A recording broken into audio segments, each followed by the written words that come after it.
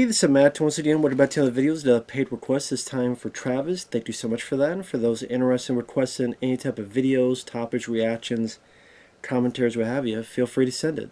Either direct, it could be review, commentary, re-review, reaction, tier list, anything in between. PayPal, Patreon, both things are down below in the info box for those interested. Sorry about that. But this is for the 1981 film Dragonslayer. Now, Dragonslayer, I had heard about this film for years and years. So it was interesting to finally give this a bit of watch. It's directed by Matthew Robbins. He would go on to direct Batteries Not Included. That was the film with Hume Cronin and Jessica Tandy, where they're part of these folks in this apartment building, and they're being evicted, but these little alien robot ships, spaceships, help them out. Try teeth of being evicted. Now this has effects by Industrial Light and Magic, and the dragon effects, especially in the third act, are really cool to see. I do definitely understand the praise it's gotten. Definitely one of the cooler dragons in cinema. And some pretty solid practical work. I would say there's definitely some fun to be had in the third act of the film. And that's kind of my review. The stuff with the dragon is cool. Everything else, not so much. And I would say I'm kind of disappointed in the film. I didn't hate the film, but I would say I was a bit disappointed because I did like Peter MacNicol. It was nice to see him be the lead in this. He's the apprentice of this sorcerer. Pretty much this village has been this kingdom, I should say, being attacked by a dragon, Vermithrax. So they try to get this magician. He's like, well, blah, blah, blah. Oh, how are you really a magician? Okay, try to stab me. They do. He dies. So the apprentice takes over. Which I will admit, that was a bit surprising that that happened. But you find out there's more to it than meets the eye later on. And Peter MacNicol, I've seen him in other stuff. He played Jonas. Not sure how to pronounce his name. He was in Ghostbusters 2. He was the guy who worked with Sigourney Weaver's character at the museum and then dispossessed by Vito. Jonas? He was also Renfield in Dracula Dead and Loving It with Mel Brooks and Leslie Nielsen. I remember him on that. He was on the TV show Ally McBeal for many years. Yeah, I liked him as an actor. Like I say, it was nice to see him as the lead here. Might have been the only time he's ever been a lead. I mean, his character comes off as a bit cocky at times. After the death of his master, like the bit where he's with this old guy Hodge, and he's like picked up his bag and fucked with him, and oh, it's a bit hot out here, and takes off some of his clothes. I'm like, fuck you doing, dude? Bit of a dick. Granted, thankfully it's not the entire movie. That was really the only time he did it, so that's why it was a bit weird. But okay. So as they're going on their path, there's this person who he thinks he's a guy, but when he goes swimming, he finds out it's a girl. And she's pretending to be a guy because in the kingdom, they will do this thing where they will sacrifice virgins to the dragon to supposedly appease him. Of course, I'm thinking, well, I don't know.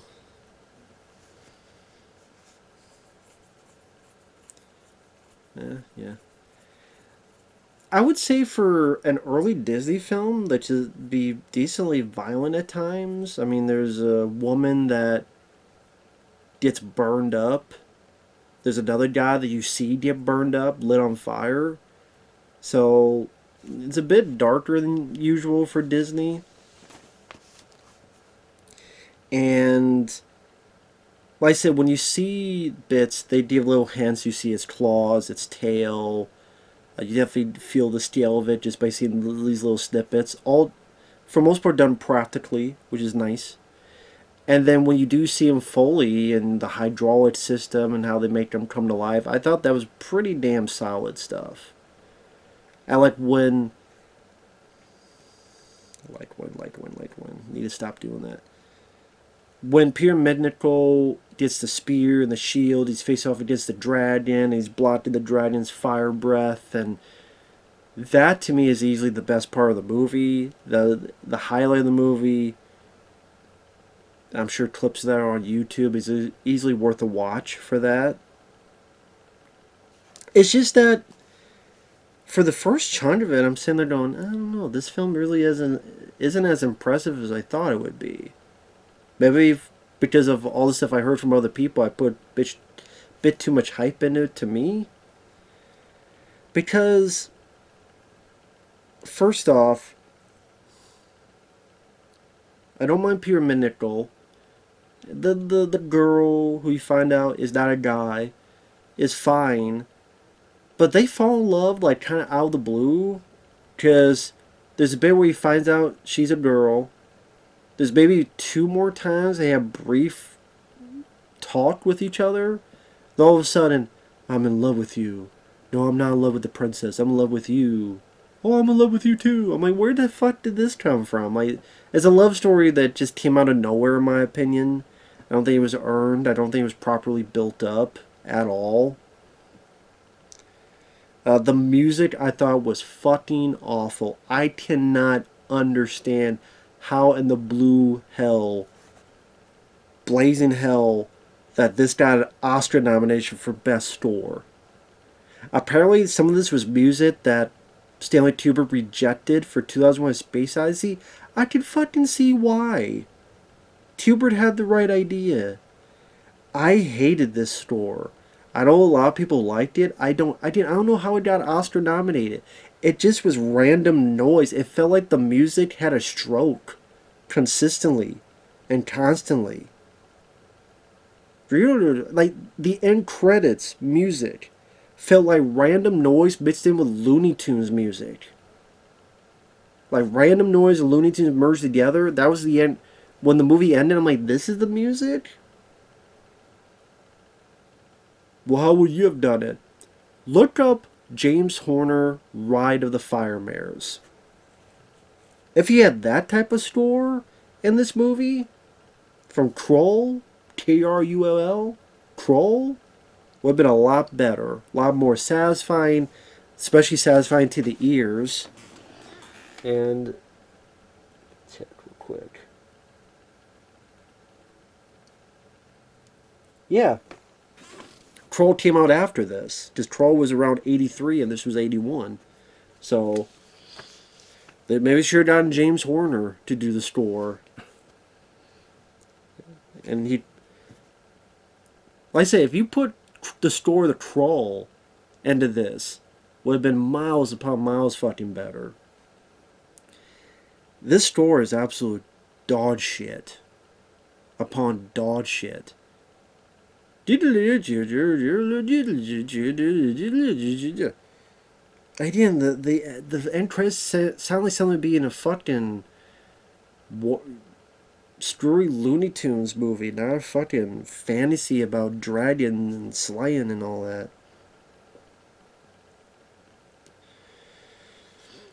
And really, the first chunk of the movie, not a whole lot happens other than what happened to his master. At one point, well, the 2 little dragon attacks were nice. Like I said, when the dragon's on screen, and he's on screen about 2 times, and well, maybe 3 times. There's a bit with the girl I mentioned. There's a bit where he rises up and he burns a guy, and then you see him kind of rove in the sky and burn the village for about 30 seconds. But there's other stuff that happened that was kind of a bit weird. For example, Peter MacNicol, he gets the amulet taken away, but finally gets the amulet back because the king realizes that his daughter's in danger. So please help my daughter. He gets the amulet, gets a spear, gets the power of the amulet in the spear, so the spear can cut anything. It'll pierce the dragon's hide. There's even one of those, what do they have with the blacksmith? The blacksmith steel, I forget the technical term for it, where, you know, you put your sword on it and you pound on it and the steel block rests on the bottom. It cuts through that like a hot knife through butter, right? It shows that. The reason I'm pointing that out is he gets to a point where the teen's daughters don't let herself be sacrificed because apparently there's this lottery where these women were supposed to be randomly picked, but if you had enough money, you got out of the lottery, so it was fixed. So the daughter feels guilty for that. It's not her fault, but she feels guilty for it, so I'm going to take control. I'm going to take precedence. I'm going to take the fall this time. And Peter MacNicol is trying to save her, and you have this asshole bad guy trying to stop him, and they get in a fight, like a sword fight. And I'm sitting there going, why the fuck is this sword not being cut in half like a hot knife through butter? We just saw him cut this big steel thing easily. It's supposed to go through the dragon's hide that supposedly no other weapon can at that point. I would think that would include swords, right? But this sword that's a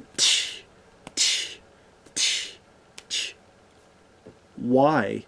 What's so special about that guy's sword? Maybe you need to take that guy's fucking sword, because apparently that sword is worth the shit. You should steal that guy's sword. He does ultimately kill him by stabbing through the pole and then stabbing the guy, but I'm like, take his fucking sword too, because apparently his sword is as powerful as your goddamn magic amulet steadied spear. It's like, we gotta have a sword fight, and explain that to me. Maybe I missed something. If so, I apologize. I'm far from perfect, but please explain to me why the fuck that happens. I'm like, what the fuck? I didn't understand that. So I did the love story that wasn't properly built up, kind of came out of nowhere. The lack of other than the 3 little dragon attacks, there's not a whole lot of stuff happening in the first chunk of the movie. The first half of the movie, honestly. Just Peter MacNicol gets there. He slices some rocks down. I don't know why he thought that automatically killed the dragon, because the dragon is in the cave, but this rock slide is the outside of the cave. Oh yeah, the dragon's dead.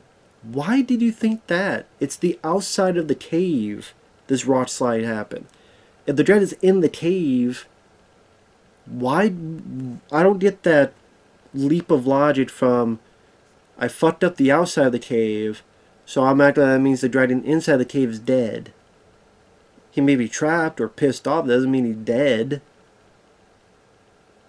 But I thought that was a bit weird as well, that type of thinking. So that, the love story, and again the spear, like what again? Why can it cut through this thing fine and dragon's hide fine, but can't deal with this bad guy's sword? Maybe, I mean, if it was the sword from Sword of the Sorcerer with the 3 blades, they have to shoot. Dun, dun, dun, dun, dun, dun, dun, dun, dun, dun. If it was that from the Sword of the Sorcerer, then I could buy that sword stopping. I know that sword looks goofy, but actually I love the look of that sword. Just how big and massive, and it's shooting these projectiles. I always thought that was a cool. I know it's a ridiculous looking sword, but I always thought it looked so. To me, it always looked so fucking cool. I mean, that's the sword I want if I could hold it, and if it was real. That's the fucking sword I want.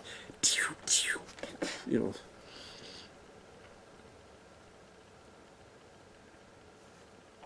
But yeah. I will say it picked up in the 3rd act, and I did like the 3rd act quite a bit. It got fairly serious and dark. I didn't expect this, spoiler, but he goes in and the princess is dead, and these little baby dragons are eating the shit out of her. So that was surprising. And it's like puppetry, like practical effects with the baby dragons. That was nice and charming to see. Back to the days when they would do stuff like that. And he fucks them up, Peter MacNicol. He stabs one in the neck and he just cuts one's head off. Phew, smooth as hell. And then find the bid dragon. Like, you see the face and all the mechanics and hydraulics they put into it. They really make it look alive. It breathing fire and the wide shots of it breathing down. Like, so many books and magazines and video games that dealt with a magician and dragon. That'd be the image I would have. The dragon up top, breathing down to the guy on the bottom. Like, they... I know there's stuff in books before it, but you could use that as a textbook as to why people, they saw that scene and they reference it so many times in fantasy stuff later. I know there's stuff earlier, don't get me wrong, but I just, the way it was, like, that to me was where was the best at. Blocked with the shield, trying to stab with the spear, done on top, stabbing down with the spear. Him versus the dragon was a cool bit. And, like I say, easily the best part of the movie. Even some of the, I guess you'd call it stop motion, but kind of, I didn't mind. Because, again, I'm charmed by it. I think that stuff's kind of charming to me. But this is a lot of good practical work as well.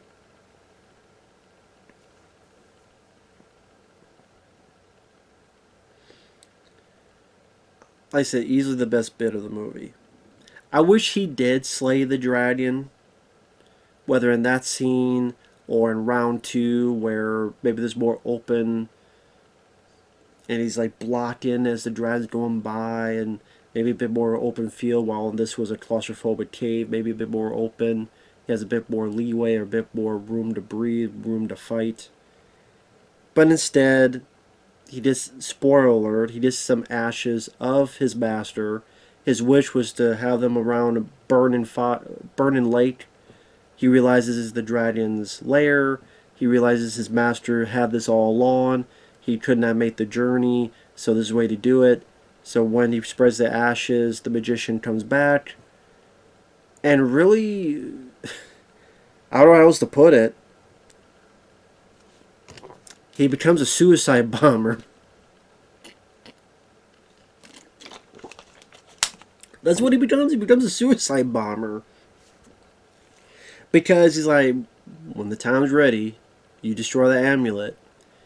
And he pretty much deal with the dragon, waiting for the dragon to grab him. When it does, destroy the amulet, he explodes, and the dragon dies, and he goes to the ground, and he's dead. So yeah, the magician becomes a fucking suicide bomber. You might as well have a fucking dynamite, vest or something.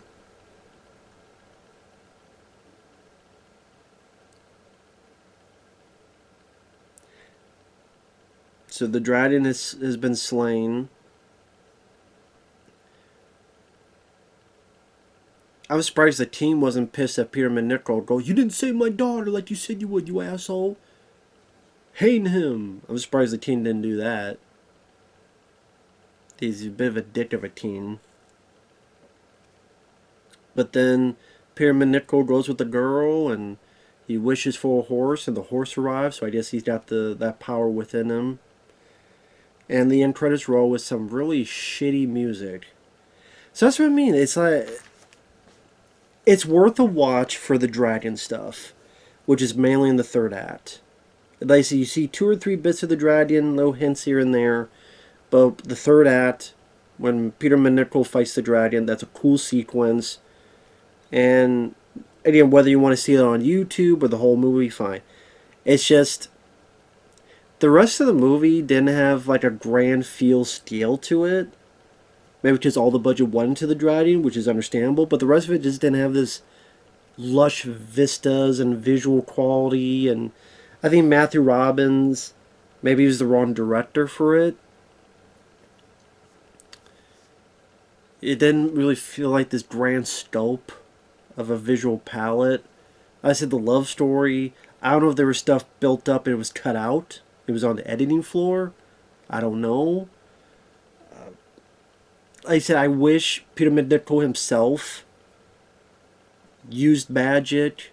Let's say maybe he used a spear, but then uses other pieces of magic and killed the dragon himself. Hence, Dragonslayer. He actually slays the dragon. Be nice if the Dragonslayer actually slayed the damn dragon himself. I mean, the fucking title of it, but no, it's the other guy doing the suicide bomber. But I guess if it was called Dragon Bomber, that'd be giving it away. Dragon Suicide Bomber. That'll be the asylum version of this movie. Dragon Suicide Bomber. But like I said, the music was awful and terrible. Certain things that just, again, why did the magic spear cut all this stuff perfectly fine but can't deal with the bad guy's sword? If I'm missing something, please feel free to educate me. Was that guy's sword somehow magical from what? The amulet that Peter MacNicol had? And even then, there's literally a scene where the amulet just went away and went towards Peter MacNicol. It could do that seemingly any time. So I don't know why. Dragon, cool. Peter MacNicol, cool. The rest of it, not so cool. So, yeah, I would say I didn't hate the film, but I was rather disappointed in this movie. But it was nice to see the dragon stuff, finally. I can understand the praise for that bit. I wish that was more in the movie. Obviously, they probably didn't have the budget for that. But, nice job by ILM. But yeah, why was the score Oscar nominated? What is so great about the score? I said, fucking awful. It just didn't fit either with the proceedings. But, I mean, that's just me. With that said, thanks for watching. Take care. We'll see you guys later. Bye-bye.